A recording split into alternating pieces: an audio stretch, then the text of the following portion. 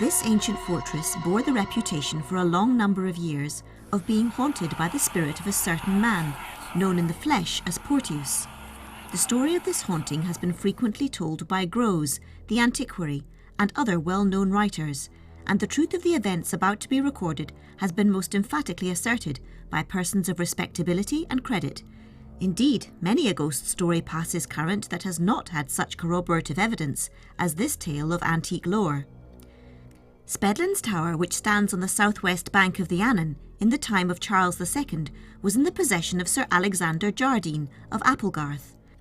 At one time, this baronet had confined in the dungeon of his tower a miller named Porteus, who was suspected, truthfully or not cannot be known, of having set fire wilfully to his own premises.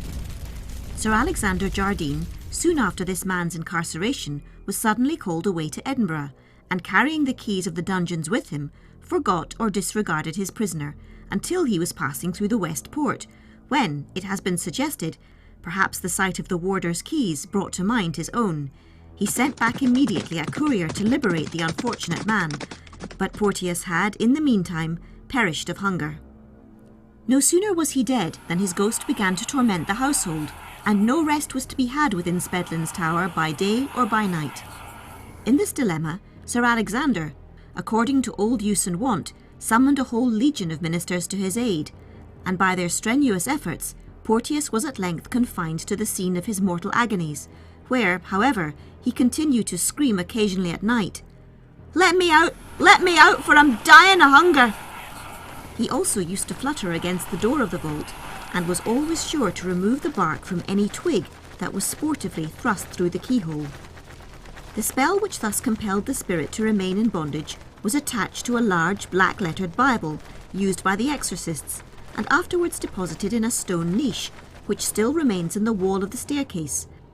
And it is certain that after the lapse of many years, when the family repaired to a newer mansion, Jardine Hall, built on the other side of the river, the Bible was left behind to keep the restless spirit in order.